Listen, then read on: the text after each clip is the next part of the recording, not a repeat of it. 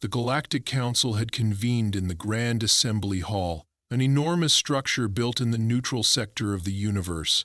It was a place where wars were meant to be prevented, where treaties were signed, and where diplomacy, at least in theory, was supposed to triumph over bloodshed. Yet, as the towering figures of the galaxy's most powerful factions filled the chamber, the air crackled with tension. The walls, adorned with intricate carvings depicting the history of galactic diplomacy, seemed almost mocking now. Peace had never been more fragile. The Korak warlords, towering reptilian beings clad in battle-worn armor, stood at one side of the chamber, their clawed hands resting on the hilts of their ceremonial blades. Their leader, High General Vrakar, radiated aggression, his golden scales glinting under the artificial lighting. Beside him, the Vararan collective representatives loomed, cold, calculating machines, their sleek metallic bodies humming with an energy that never wavered. They had no expressions, no emotions, only purpose. On the opposite side of the room stood the Dry Dominion, a race of silver-skinned beings whose psionic abilities were rumored to rival even the most advanced artificial intelligences. Every faction here had its own agenda, and for months the fragile balance of power had teetered on the edge of collapse. Skirmishes had broken out in the outer sectors, trade routes had been disrupted, fleets had mobilized, and the Council knew that if this summit failed, there would be no stopping the war that followed. The chamber doors slid open with a soft hiss, and every eye turned toward the figure entering the hall. A human. Ambassador Daniel Cole stepped forward, his footsteps echoing in the vast silence. He was unarmed, unarmored, alone. Murmurs spread through the assembly. Some voices scoffed, others whispered in disbelief. No escort? A deep guttural voice came from the Karak side of the room. No bodyguards? Does humanity not take this war seriously? Vrakar stepped forward, his massive frame dwarfing the human ambassador. His crimson cloak, a symbol of his rank, billowed as he moved. His slitted eyes narrowed with amusement and disdain. "I expected a warlord," he rumbled, his voice carrying the weight of countless battles. "I expected a warrior." His lips curled into something resembling a smirk. "Instead, I see this." Cole met the warlord's gaze without hesitation. "I was sent to negotiate peace," he said, his voice calm, "not to wage war." Vrakar let out a low chuckle. "Peace? You walked into a room of predators, unarmed, as if your words alone could tame us." He gestured toward the Vaharan delegation. "Tell me, human, what will you do when the machines decide you are inefficient and erase you from existence?" His clawed hand shifted to the Dry Emissary. "Or when the Dominion decides to turn your mind into a broken husk with a single thought?" His grin widened, sharp teeth glinting. "Perhaps you believe your species has evolved beyond violence?" Cole didn't flinch. He didn't look away. "I know exactly where humanity stands in this galaxy," he replied, "and I know exactly what I'm doing here." There was no bravado in his tone, no arrogance. Just certainty. The council members exchanged glances. The Dry Emissary, a tall and ethereal figure with piercing silver eyes, studied Cole with curiosity rather than disdain. The Varanan, ever silent, simply observed, their collective consciousness processing variables faster than any organic mind could comprehend. Then, a voice from the far end of the hall spoke. It belonged to Chancellor Yrel, the presiding mediator of the Galactic Council, a being whose authority was recognized across all factions. Her insectoid form shimmered under the hall's lights, her compound eyes unreadable. "You enter these chambers with no weapons," she said, her voice layered with harmonic vibrations. "Yet you speak as if you hold an advantage." She tilted her head. "Why?" Cole stepped forward, his posture never shifting from its composed stance. "Because I know something all of you have yet to understand," he said. "You see my lack of weapons as weakness. You see my presence here alone as foolishness. But humanity has learned something that you have not." He glanced at the Korak warlord. "Power is not measured by the weapons you carry, but by the battles you never have to fight." Vrakar's amusement faded. The room grew quieter.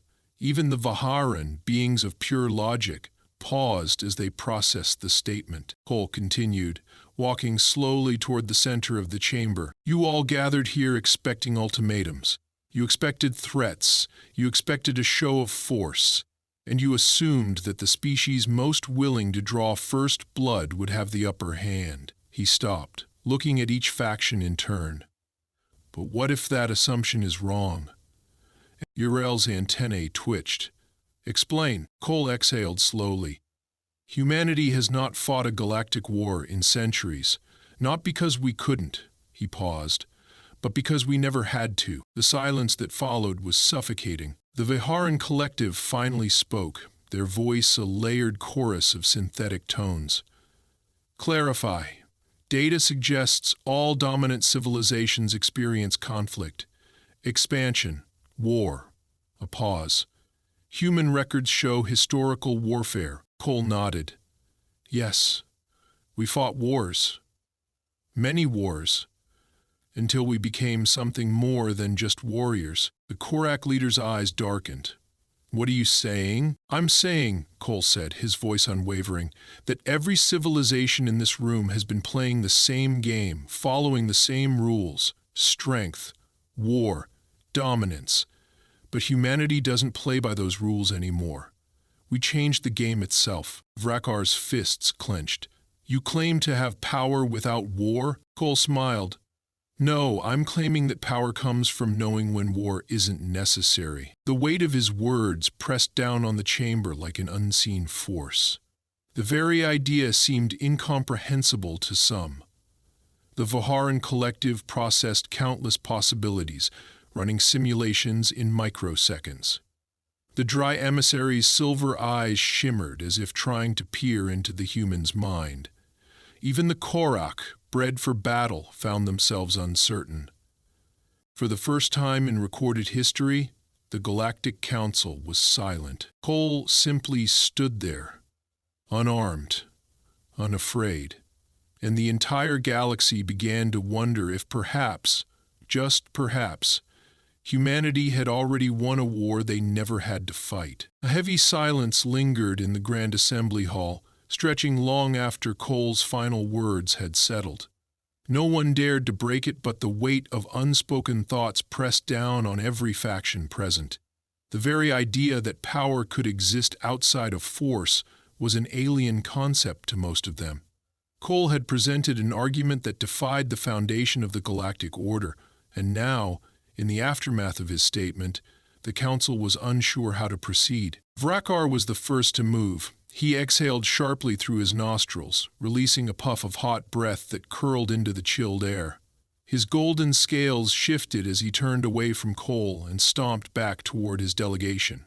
The warlord's posture betrayed his frustration, his tail twitching behind him in agitation.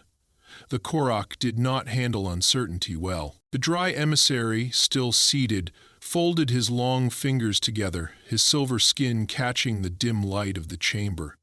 He had not spoken since Cole's entrance, and even now his expression remained unreadable. Yet his eyes followed every movement of the human ambassador with careful calculation. Across the room, the Vaharan's artificial limbs flexed in precise, deliberate motions. The machines spoke to one another in ultrasonic frequencies, too high for organic ears to detect. Processing, analyzing, calculating. Cole remained exactly where he was, standing alone in the center of the chamber. He did not move. He did not speak. He merely watched. Finally, Uriel, the Chancellor of the Galactic Council, straightened her stance. The light from the central podium reflected off her chitinous exoskeleton, creating an iridescent shimmer as she regarded the human before her. "You make bold claims, Ambassador Cole," she said, "but I have yet to see anything that supports them." Cole clasped his hands behind his back, his expression unreadable. "Then I suggest you keep watching." Uriel's antennae twitched. "And what exactly am I supposed to be watching for?" Before Cole could answer, Vrakar spun around, his patience visibly spent. His talons scraped against the polished floor as he stormed forward, closing the distance between himself and the human in a matter of seconds. His sheer size made the contrast between them all the more striking. "I have heard enough of this," Vrocker growled. His voice rumbled deep in his chest, an unmistakable threat. "Your arrogance is an insult, human." His claws flexed at his sides. "You stand here, unarmed, unguarded, as if that makes you strong. But all I see is a fool who has no understanding of what he is dealing with." Cole tilted his head slightly. "Is that so?" Vrakar's slitted eyes darkened. "The only reason you still breathe is because I choose to let you." His voice dropped to a dangerous whisper. "If I decided to strike you down where you stand, no one here would stop me." Yrel's wings fluttered. "That is not how the Council conducts itself, General Vrakar." Vrakar did not take his eyes off Cole. "And yet this meeting has already strayed so far from reason, I begin to wonder if the Council still understands its own laws." His voice hardened. "Let me remind you of something, Chancellor. We Korak do not engage in pointless debates. We do not waste time with words that lead nowhere. We are a species of action." Cole exhaled through his nose, slow and measured. "So that's how you see it," he murmured. "Words are a waste of time. Action is all that matters." Vrakar bared his teeth. "That is how wars are won, human." Cole's lips curled into something that almost resembled amusement. "Then perhaps that's why humanity doesn't lose them." For the briefest moment there was nothing but silence. Then Vrakar snarled, his patience shattering completely. His arm shot forward, claws outstretched, aimed directly at Cole's throat. Gasps rippled through the chamber.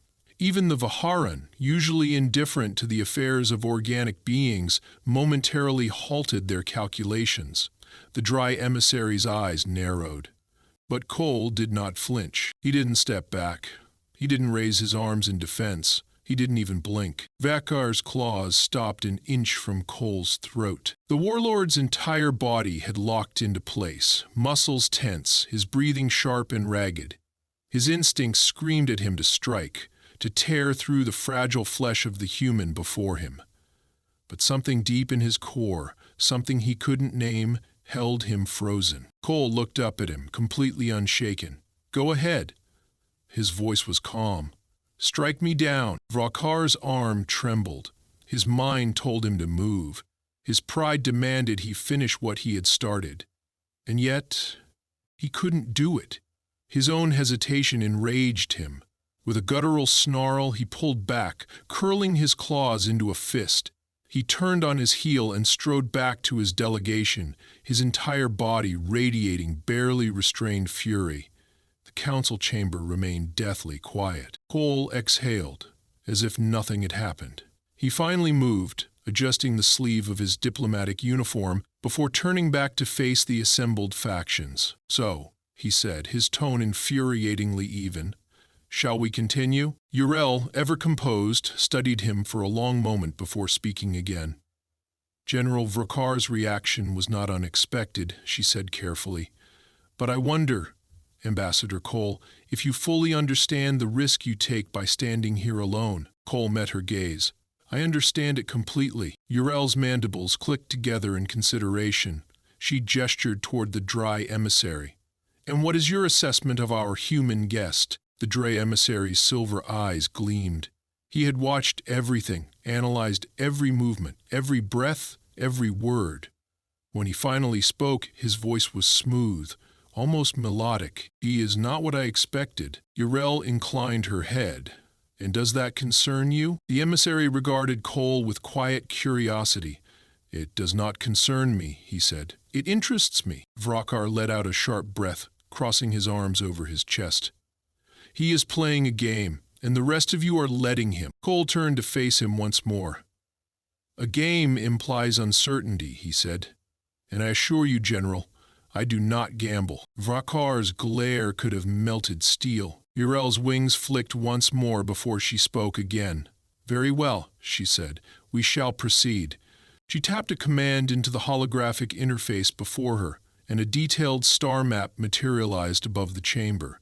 The image flickered with the disputed sectors, each marked with indicators of recent conflict. "This war teeters on the edge of inevitability," Uriel continued. "The Council was formed to prevent such outcomes, and yet I fear we have reached a point where peace is no longer an option." Vakar nodded once, satisfied. "Then you finally see reason." But before he could continue, Cole spoke. "No," the human said. "You've reached a point where you no longer understand your options." Vakar clenched his jaw. "There is only one option left, human, and that is war." Cole took a step forward, his gaze sweeping across the room. "Then allow me to show you otherwise." Uriel studied him for a long moment, then slowly nodded. "You have our attention, Ambassador." Cole smiled. "Good," he said, "because I have a lesson to teach." The holographic star map flickered in the center of the chamber, casting a soft blue glow over the assembled factions. It displayed the contested territories in vivid detail. Entire sectors marred by territorial disputes, destroyed colonies, and escalating skirmishes. Every marker represented another step toward all-out war, another failure of diplomacy. The room was tense, expectant, waiting for the next inevitable clash between ideologies that had existed for centuries. Cole stood motionless, observing the display. He could feel the weight of the moment pressing upon him, the way every leader in the room watched him with skepticism, resentment, and, in some cases, barely concealed hostility.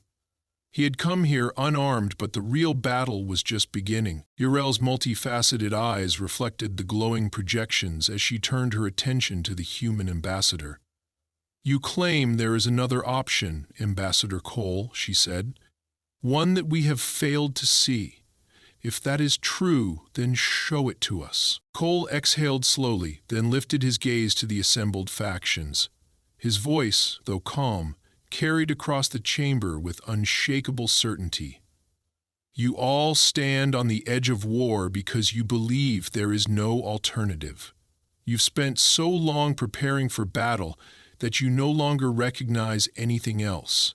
But war is not your only option." Vakar scoffed, his golden scales shifting under the artificial lights as he folded his arms. "Spare me the philosophical nonsense, human.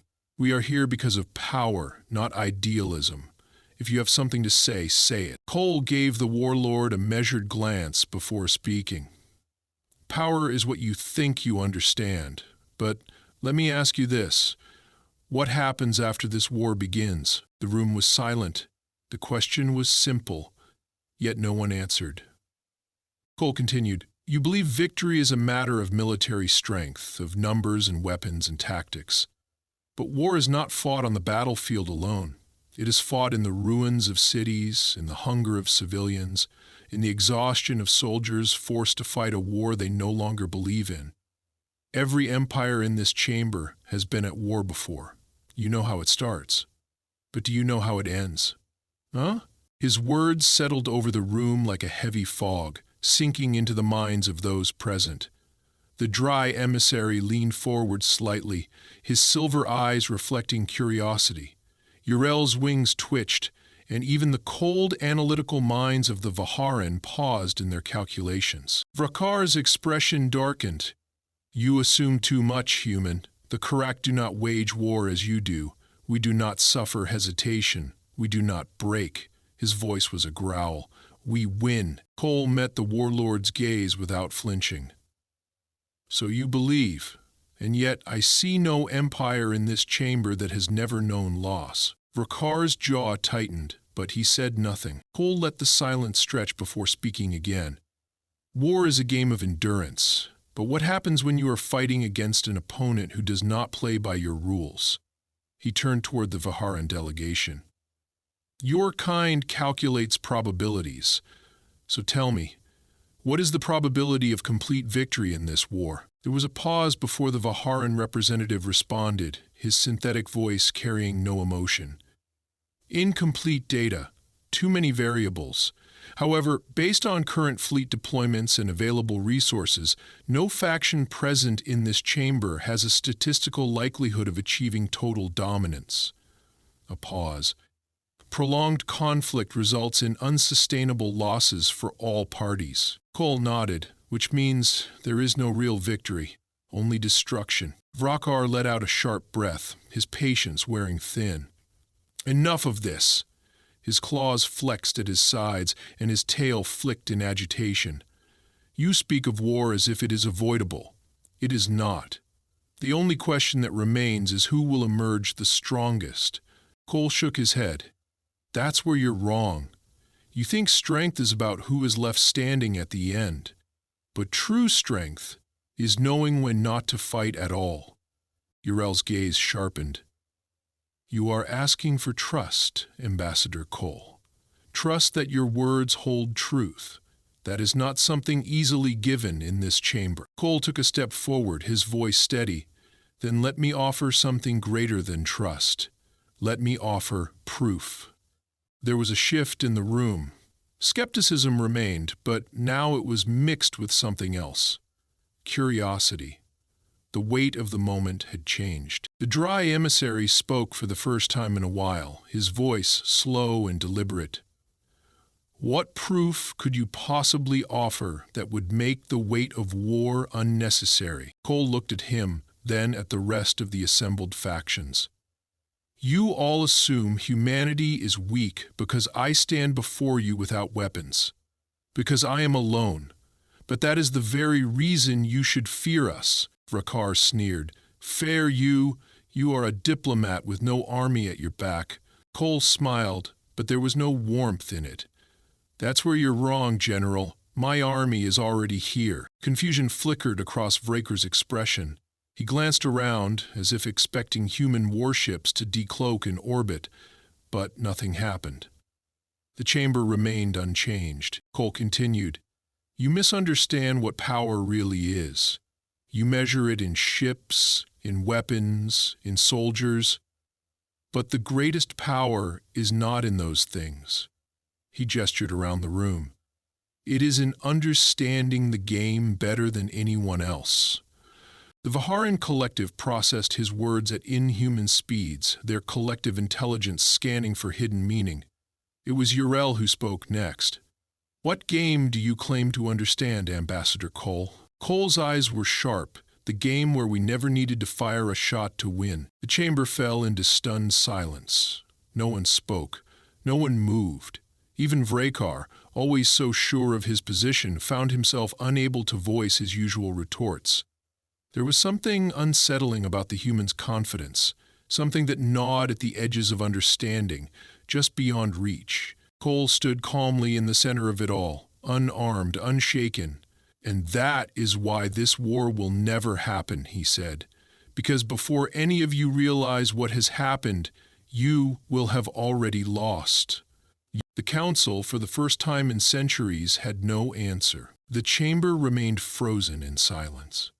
Every faction present had been shaken, though few would openly admit it. The Korak warlords, bred for battle and conquest, stood rigid, their expressions dark and unreadable. The Vieren, despite their lack of emotion, processed Cole's words with an intensity that was almost unsettling. The dry emissary observed the human carefully, his silver eyes flickering as if peering beyond the spoken words, searching for the deeper truth. Cole stood in the center, calm and unwavering. His statement had not been a boast. He had not raised his voice, had not demanded authority. And yet, his presence alone had forced them all to pause. It was not supposed to happen like this.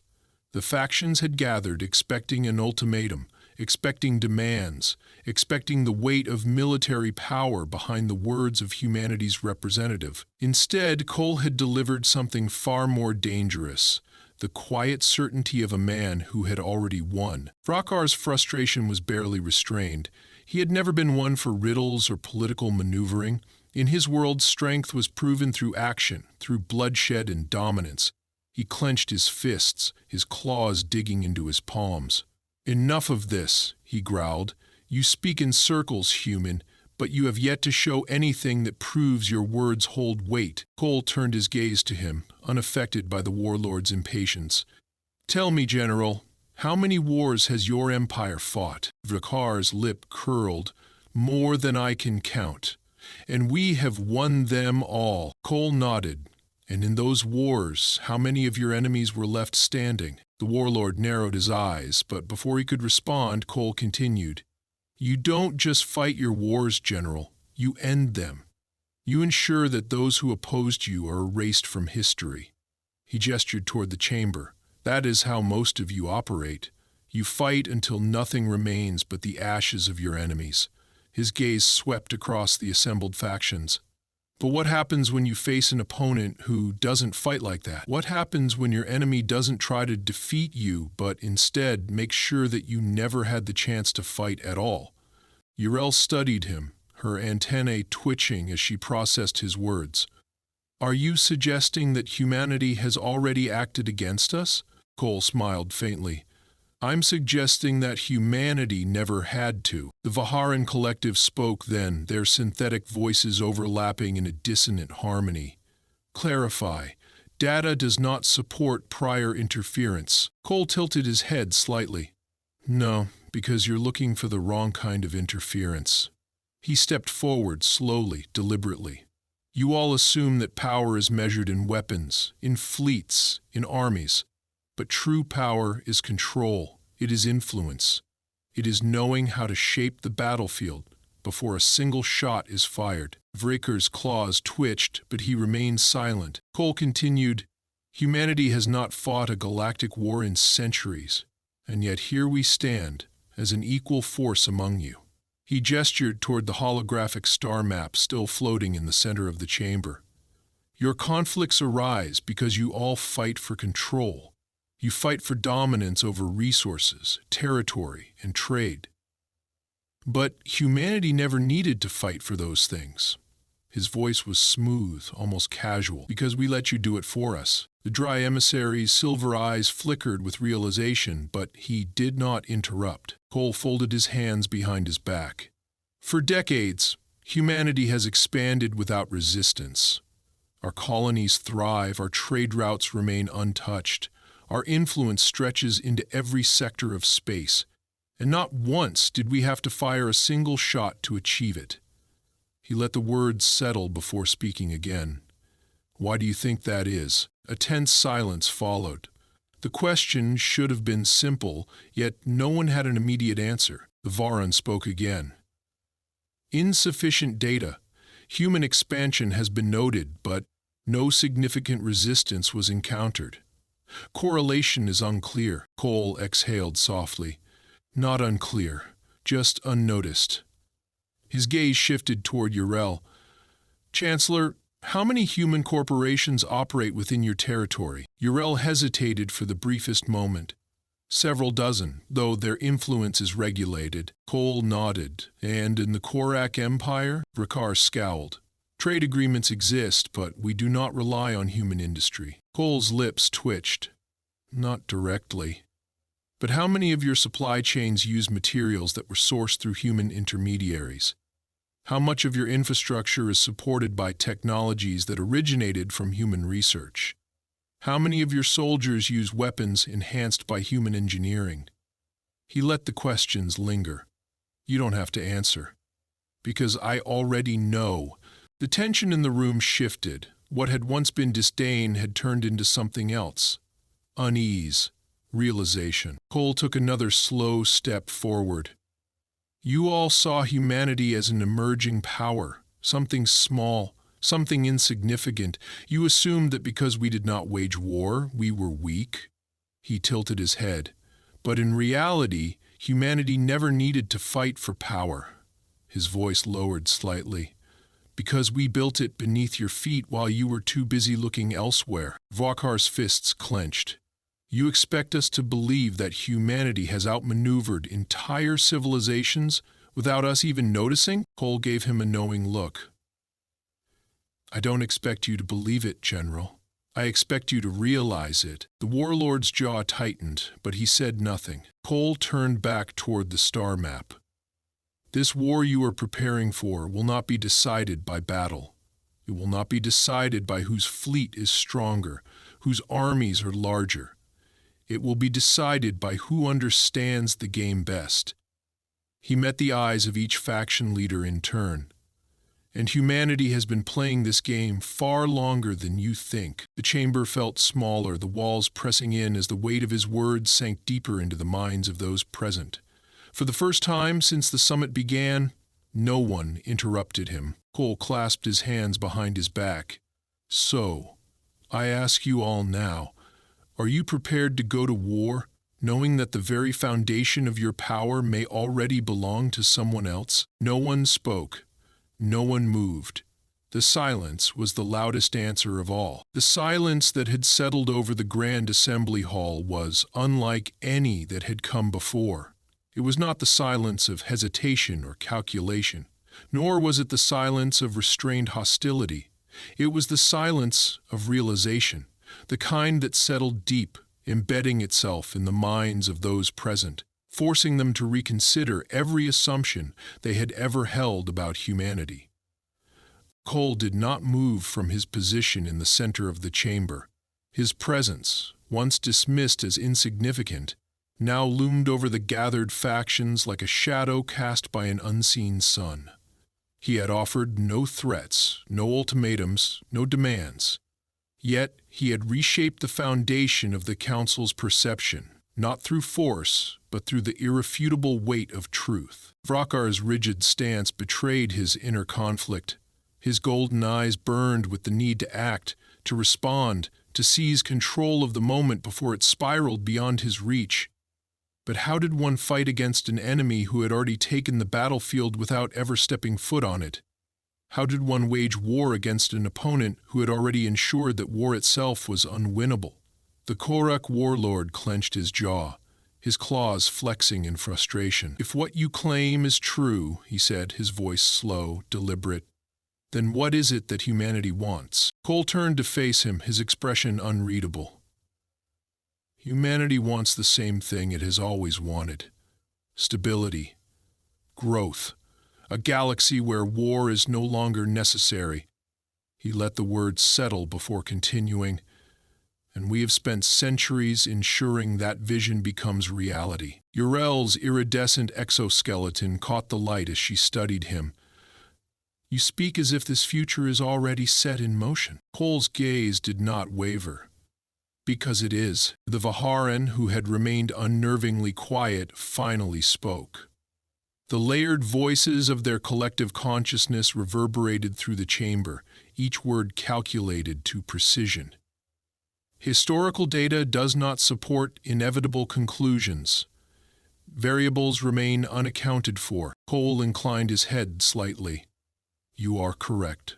The future is never absolute. But the difference between humanity and the rest of you is that we do not wait for the future to be decided. We shape it before it ever arrives." The dry emissary, his silver eyes reflective as ever, finally leaned forward. His voice, though quiet, carried across the room.